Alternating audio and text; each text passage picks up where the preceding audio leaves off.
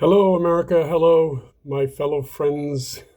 I know you're all my friends in some way or other. Well, most of you are, maybe some of you are not. Today, I want to tell it like it is. I want to deliver this prognosis like a doctor telling you you've got 18 months to live, you got cancer, you're going to die.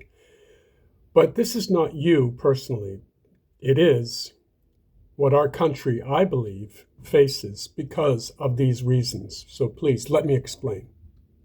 A 37-year-old U.S. citizen named Rene Nicole Good was fatally shot by a U.S. Immigration and Customs Enforcement ICE federal agent in Minneapolis during a DHS enforcement operation, sparking protests and national outrage. Local leaders have openly disputed the federal narrative, and state investigators were effectively cut out of evidence and access to evidence after the FBI assumed sole control of the investigation, raising serious questions about transparency, accountability.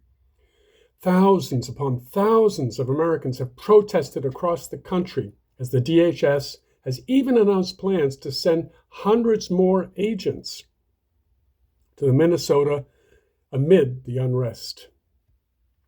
This moment is seminal and part of a larger pattern, a real collision between executive power, Donald J. Trump's inaction, and legislative power in stasis, our Congress. Listen up, because this is the honest reality. Most people don't hear this. They don't see this in the daily news. Right now in this country, the executive branch, through agencies like Immigration, Customs and Enforcement and Department of Homeland Security, is operating in real time.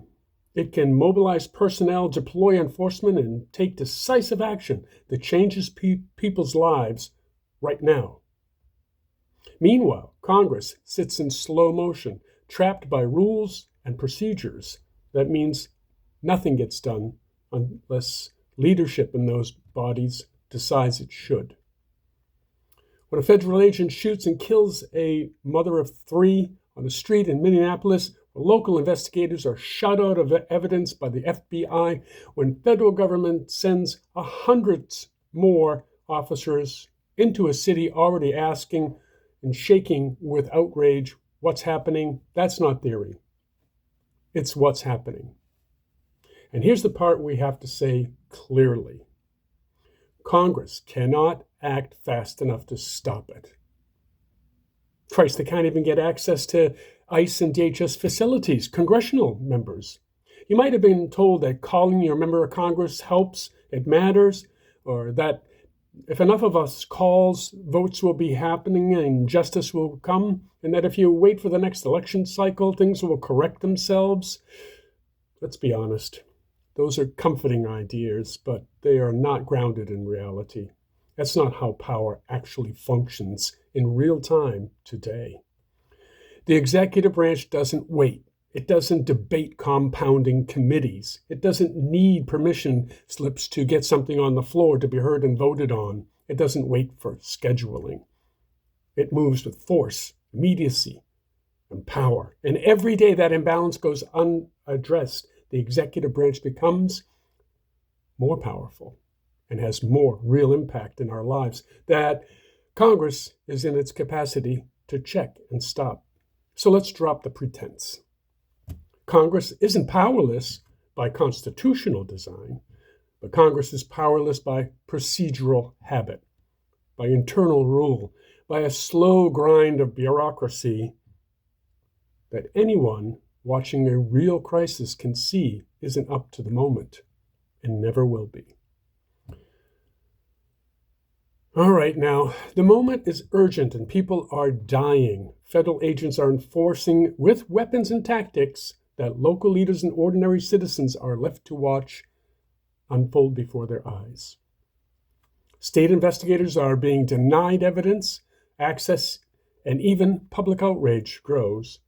The administration is defending their agents with a driving national narrative. This is a structural imbalance. between the executive and the Congress and the Supreme Court. And the honest diagnosis to the American people is this: Congress is not coming to save you. It cannot, not under the current rules, not with leadership in gridlock, not with procedure, the default response to crises. And if this paralysis continues, while the executive branch keeps growing in power every day, moving in real time, deploying its forces, we don't have years to wait, we have months. Because power that can act while another branch debates is power that eventually owns the narrative, the institutions, and our futures. That's not alarmism, that's physics and politics both. Until the American people realize and recognize that we will keep seeing moments like this with agents, with guns, empowered by federal authority, laws that are ignored or hollowed out by policy, and a legislature that is reactive instead of operational. This is the diagnosis, and it's not comforting. But it is the truth that we must see on a day-to-day basis, clearly, if we're going to talk honestly about what comes next. This is Civil Intel News. I'm just a civilian journalist trying to fill that gap in between honest truth and abuse of power. And it doesn't look good, people.